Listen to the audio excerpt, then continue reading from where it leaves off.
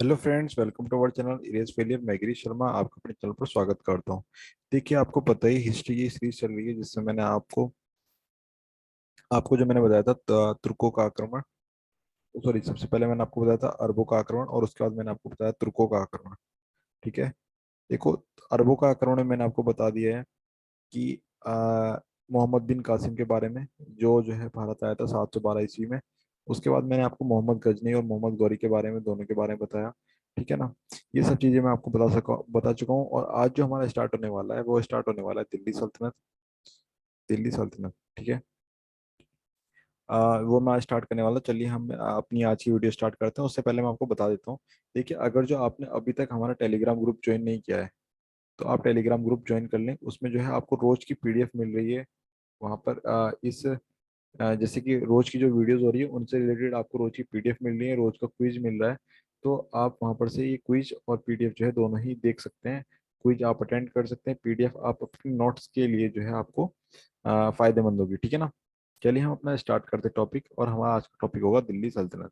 देखिए, दिल्ली सल्तनत, देखिए आपको मैंने जो पहले आपको इंट्रोडक्शन वीडियो दिया था उसमें मैंने आपको बताया था दिल्ली सल्तनत के बारे में कि दिल्ली सल्तनत में कितने वंश थे। तो दिल्ली सल्तनत में जो आपके वंश थे उसमें पहला आया था गुलाम वंश। उसके बाद अगला आया था हमारा कौन सा, खिलजी वंश। और उससे अगला आया था हमारा क्या, तुगलक वंश।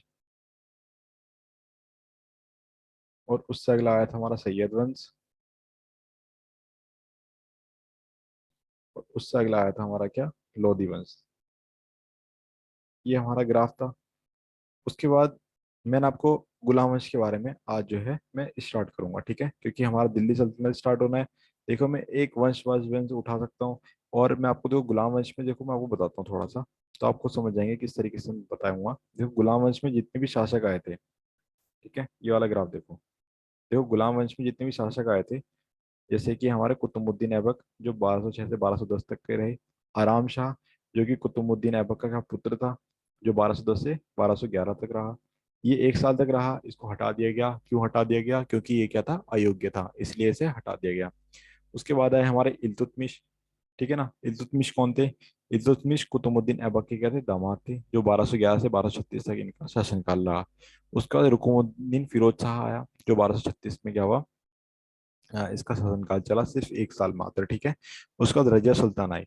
रजिया सुल्तान एकमात्र ऐसी शासिका है जो कि वुमेन है। ठीक है, वुमेन शासिका है। ठीक है, जो 1236 से 1240 तक इसका शासनकाल रहा। फिर उसका बहरम बहरम शाह आया, जो कि 1240 से 1242 तक इन्होंने शासनकाल चलाया अपना।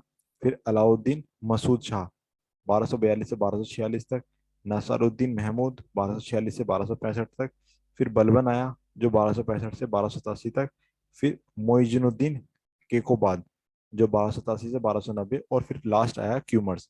ठीक है, दिल्ली सल्तनत का आखिरी शासक कौन था? क्यूमर्स। ठीक है, 1290 में इसका शासनकाल खत्म हो गया। ठीक है। देखिए, जो दिल्ली सल्तनत है ये देखो जो फैला हुआ है, ये पूरे इस हिस्से में जो है जहां पर रेड रेड हो रहा है, ये पूरे इस हिस्से में क्या है, हमारा दिल्ली सल्तनत फैला हुआ है। ठीक है। इसमें जो हमारा पहला जो आता है वो आते हैं हमारे क्या, कुतुबुद्दीन ऐबक। कुतुबुद्दीन ऐबक थे कौन? कुतुबुद्दीन एक पहले ऐसे तुर्क थे जो जिन्होंने क्या करा था, भारत पर राज किया था, या भारत पर आक्रमण किया था, या मैं मतलब कुछ भी कह सकते हैं आप इसे। ठीक है। ये कुतुबुद्दीन ऐबक थे कौन? कुतुबुद्दीन ऐबक जो थे ये एक तुर्क थे, जिनको जो है वहां पर जो थे एक जो काजी होते हैं उन्होंने क्या करा था, खरीदा था। ठीक है। इन काजियों ने जो मतलब जो ये काजी थे जिन्होंने इसे खरीदा था, उनका जो नाम था वो था फिरोजुद्दीन अब्दुल अजीज कुके। सॉरी, ये जो था इनका नाम था। इन्होंने क्या था, ये काजी थे तो इन्होंने क्या करा था, इसे पढ़ाया लिखाया बहुत अच्छे तरीके से वो करा। तो देखिए, आपको पता ही है कि इनके जो मुस्लिम धर्म में जो पढ़ाया जाता है वो कुरान वगैरह के बारे में ज्यादा अच्छा पढ़ाया जाता है। तो जब ये कुरान वगैरह पढ़ा करते थे तो एक इनकी जो आवाज थी बहुत सुरीली थी। तो उस टाइम पर जो इनका नाम रखा गया, कुरान खा का नाम रखा गया। ठीक है, क्या नाम रखा गया? कुरान खा। ये आपसे क्वेश्चन पूछ सकता है, कुरान खाका वाला। तो मैं आपको इसलिए बता रहा हूँ, ये कुरान खाका नाम इनको पड़ा था कुतुबुद्दीन ऐबक को। ठीक है। कब पड़ा था इनको? ये बाल काल में ही जो है इसका नाम पड़ गया था। उसके बाद जो ये काजी थे हमारे, मैं आपको शॉर्ट में ही बोल रहा हूँ, अजीज कुगी, फरुद्दीन अब्दुल अजीज कुगी। ठीक है। ये जो थे ये निसापुर गजनी में जो है ये इनको जो है बेच दिया, ठीक है। इनको जो है गजनी में क्या कर दिया, बेच दिया। गजनी में जो है इसे मोहम्मद गौरी अपने पास रखा। मोहम्मद गौरी ने इसकी ईमानदारी और वफादारी को देखते हुए इसने जो है इसको एक पद दिया।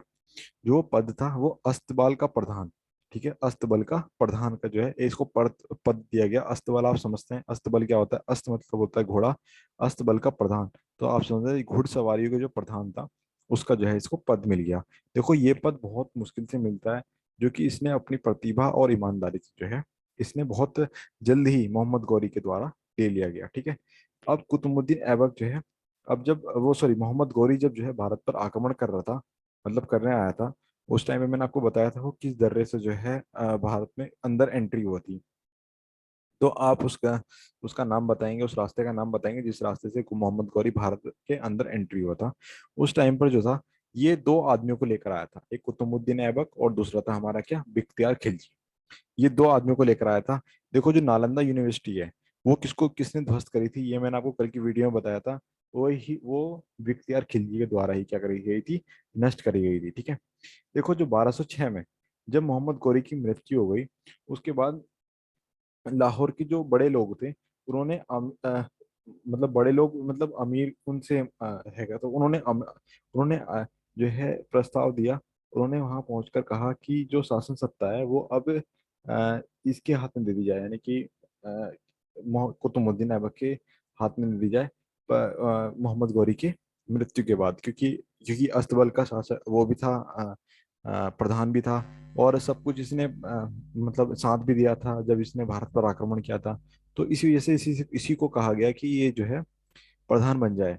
पर क्या हुआ था, इसने जो है प्रधान बना मतलब वो सॉरी वो बन जाए, शासन सत्ता इसको संभल जाए, पर जो है इसने शासन सत्ता नहीं ली थी, मतलब शासन हेड नहीं बना, मतलब शासक नहीं बना था ये, ठीक है। ये मतलब हेड तो बन गया था पर इसने शासन सत्ता मतलब कुर्सी नहीं ली थी, उपाधि नहीं ली थी, सुल्तान की उपाधि, ठीक है।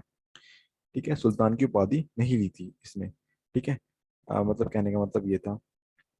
इसमें मैं आपको बताता हूँ कि इसने जो है एक 2.5 दिन का झोपड़ा बनवाया था जो अजमेर में है, ठीक है ना। और इसने क्या है एक मस्जिद भी बनाई थी जो कि भारत की पहली मस्जिद भी है, जिसका नाम क्या है, कुवैत उल इस्लाम, ठीक है। कुवैत उल इस्लाम जो कि कहाँ पर है, दिल्ली में है, ठीक है। कहाँ पर है, दिल्ली में है। यहाँ पर इसने क्या करा था, इसका निर्माण कराया था। देखिए इसने जो है इसके जो गुरु जी थे, यानी कि जिन्हें ये गुरु मानता था, इनकी मृत्यु के बाद, यानी कि इनका जो नाम था, इनका नाम भी इसी के नाम पर कुतुबुद्दीन बिख्तियार काकी, ठीक है, जो इसके गुरु थे। इनको इनकी जो मृत्यु के बाद इसकी याद में इन्होंने इसने क्या करवाया था, ये कुतुब मीनार का क्या करा था, निर्माण करवाया था। देखिए जो कुतुब मीनार है इसकी जो इसने पहली और दूसरी मंजिल बनवाई थी, वो सॉरी पहली मंजिल बनवाई थी, और उसके बाद जो था ये मतलब कुतुबुद्दीन ऐबक के काल में जो था इसकी पहली मस्जिद बन गई। पर उसके बाद जो है दूसरी और दूसरी से लेकर चौथी मंजिल तक जो है इल्तुतमिश के काल में बनी थी, ठीक है। किसके काल में बनी थी, इल्तुतमिश के काल में बनी थी। देखो इल्तुतमिश के बारे में मैंने अभी आपको बताया था, बाकी मैं आपको जब इल्तुतमिश आएगा तो मैं इसको डिटेल में डिस्कस करूंगा, ठीक है। इल्तुतमिश के बाद देखो कि हुआ क्या था कि जो इसकी चौथी मंजिल थी वो क्या करती, बिजली गिरने के कारण क्या हुआ था, ये टूट गई थी, जो इसकी फोर्थ फ्लोर है। तो उसके बाद जो इसकी चौथी और पांचवी मंजिल जो किसने बनवाई थी, फिरोज शाह तुगलक ने बनवाई थी, ठीक है। देखो इस टॉपिक को मैं पूरा जब वहां पर आएगा तो इसको मैं तब भी डिस्कस करूंगा। एक बार मैंने आपको ये इस टाइम पर भी बता दिया, ठीक है। देखो जो फिरोज शाह तुगलक ये था, क्या कहते हैं, फिरोज शाह कुतुबुद्दीन ऐबक, इसकी जो मृत्यु हुई थी, ये मृत्यु हुई थी, देखो एक गेम होता है ये जैसे कि आप देखते होंगे हॉकी, इसी तरीके से एक घोड़े में बैठकर एक गेम होता है, जिसे कहते हैं सिपा सवार, ठीक है। उस सिपा सवार या कुछ शायद दूसरा नाम है इसका गेम का। उस गेम को खेलते वक्त क्या था, घोड़े से गिर गया था जिसके कारण इसकी मृत्यु हो गई थी, ठीक है। इसके इसमें तो ज्यादा कुछ है नहीं, इसके लिए जितना था मैंने आपको बता दिया मोहम्मद गौरी के बारे में, वो कुतुबुद्दीन ऐबक के बारे में और मोहम्मद गौरी से जुड़े हुए इसके पॉइंट्स के बारे में, ठीक है।